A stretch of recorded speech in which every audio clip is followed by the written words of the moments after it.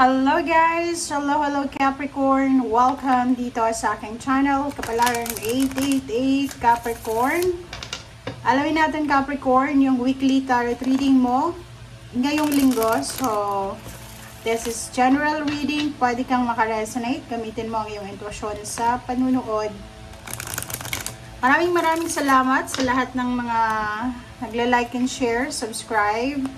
Doon sa mga hindi nag-skip ng ads, thank you sa inyong lahat. Maraming salamat din doon sa mga nagme-message, nag-share, doon sa mga nag-share ng kanilang blessings, nag-send ng kanilang gifts. Thank you po sa inyong lahat. Okay, so this is general reading, Capricorn. Tingnan natin ano ba ang message na para sa'yo. Okay, first card natin, Capricorn, is emotional healing. Emotional healing, this card ay posibleng personal or maybe connected sa iba na related sa'yo. Ang card na yan ay nagsasabi na, as your heart heals of old emotional pain, you receive new blessings and love. So, ibig sabihin niya,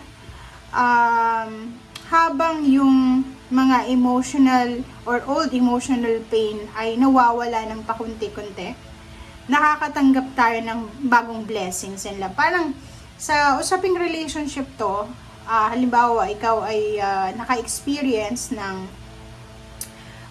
toxic love relationship or naka-experience ka ng negative na relationship in terms of love life or family life, friendship. Once na naka-let go na tayo sa past natin, siguradong may papasok na biyaya or new blessings or new beginnings sa buhay natin because meron ng puwang sa puso natin para mag-stay yung new blessing. Like ganun. Kasi pag tayo ay nag-stay or nag-hold back tayo sa past natin, ibig sabihin, hindi pa tayo ready sa new beginnings. Ibig sabihin, yung past natin still nandyan pa rin sa puso mo kahit sinasabi mo na naka-let go ka na. Pero araw-araw, gabi-gabi mo pa rin na iniisip, still hindi ka pa rin nakakalet go. So, walang papasok na blessings or anything na magsisimula or na beginnings. Okay? Okay. Thank you. Okay, angels. Tingnan natin ano ba ang message sa'yo ng angels, Capricorn. Angels.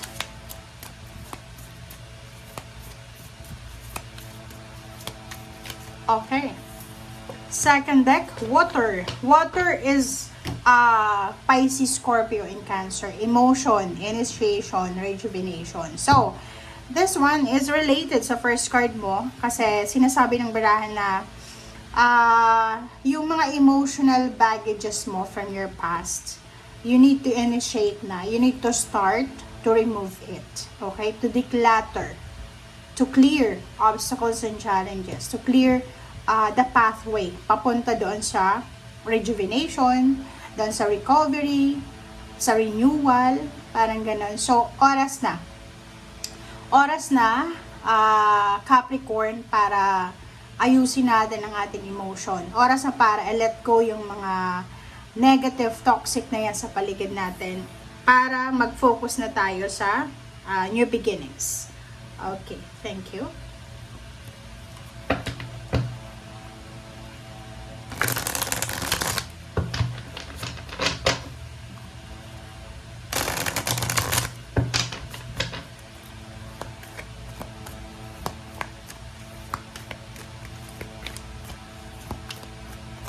Okay, Six of Gabriel. This is victory and success.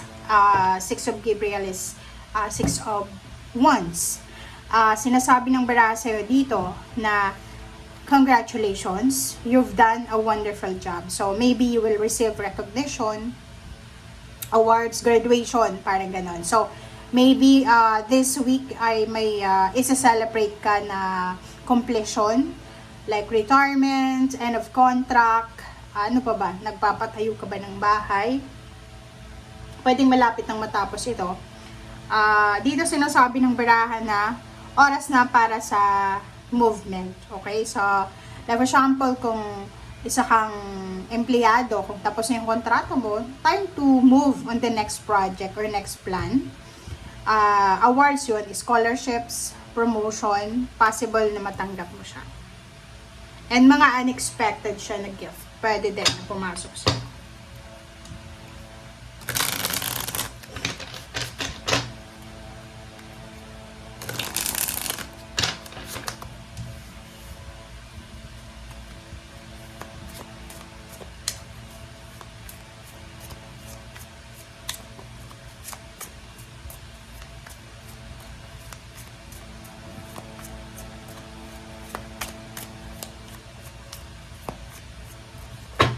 Okay. First card natin is Emperor. So, Emperor, same din dito. So, you will have you will get the power.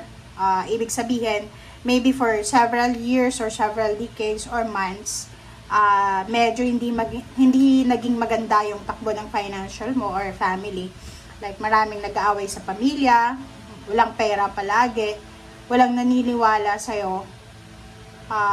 Dito sinasabi ng bida sa'yo na you will get the parang revenge ito, diba? Or yung Emperor kasi depende yan, but based on your reading, parang sinasabi sa'yo na oras na para i-take over mo ulit kung ano yung power na para sa'yo.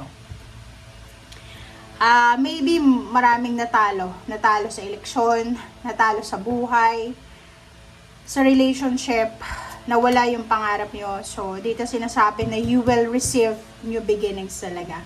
So, if you are waiting for a baby or waiting for anything na gusto mong simulan, sinasabi ng barahan na may possible na paparating sa'yo. So, may mga unexpected na pregnancy, unexpected friendship, unexpected na gift, unexpected job offer, career offer, unexpected place of work, or maraming unexpected na magsisimula sa'yo.